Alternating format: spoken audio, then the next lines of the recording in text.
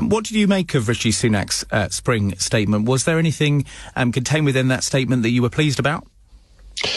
I was pleased that the edge was taken off the national insurance for the lowest earners. I thought that was a very, very blunt instrument for his objective of increasing spending on health and social care in England, and it was a burden which fell hardest on generally the youngest and the lowest earners. But it's still a tax rise itself, so I welcome that U-turn insofar as it goes.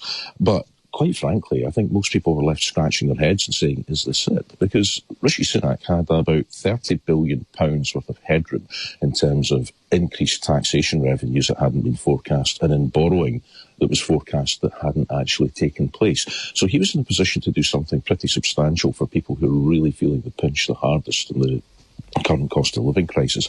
And he's done absolutely nothing to mitigate the cost of fuel, where people are having the choice between heating and eating. I mean, making some energy efficiency home improvements zero rated for VAT, it's great, but if you're already wondering how you're going to pay your bill, I'm left wondering how on earth anyone in that situation, is VAT or not, is going to go out and suddenly buy a ground source heat pump or solar panels to take down their bill. People just don't have that room for manoeuvre. And I think that if you woke up yesterday worrying about how you were going to pay your bills, you'll have woken up today with exactly the same feeling of dread. What are your constituents telling you? Well, the cost of fuel is a big issue, not just for commuters, but also for the cost of everything that ends up on the shelves of the shops. It's all touched the back of a lorry or a white van at some time. So that's really, really pushing up the cost of living. So the Chancellor could have done something significant there.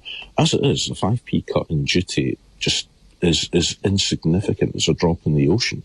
It only really takes fuel prices on the forecourt back to where they were last week.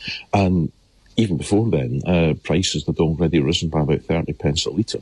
So that's one that is biting my constituents quite hard when they're not exclusively, but quite predominantly rural seat with lots of commuters into Aberdeen.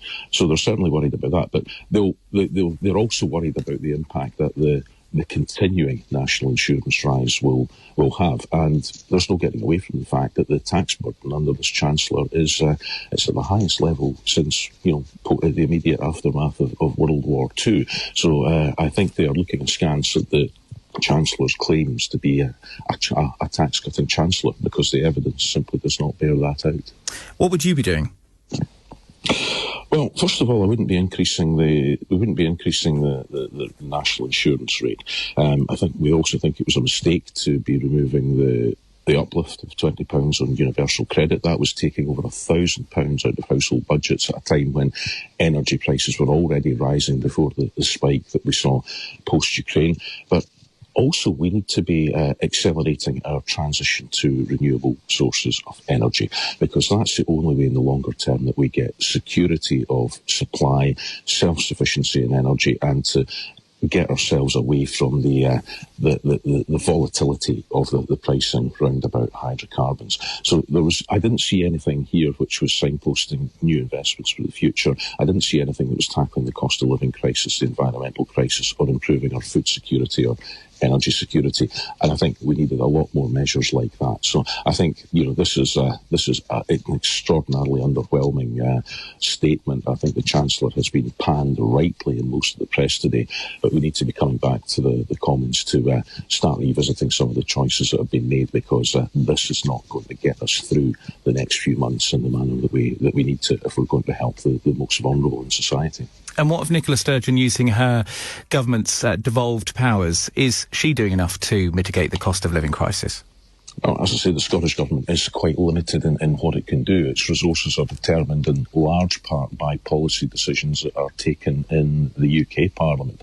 So I'm sure that the Scottish ministers will be looking carefully at the consequentials that flow through in the funding settlement from this, and looking to see where the biggest pressure points can be eased. But don't forget how the Scottish Government has already been tackling the cost of living crisis. It's been giving free bus passes for young people to help them to reintegrate into society after the pandemic, make it easier to find employment.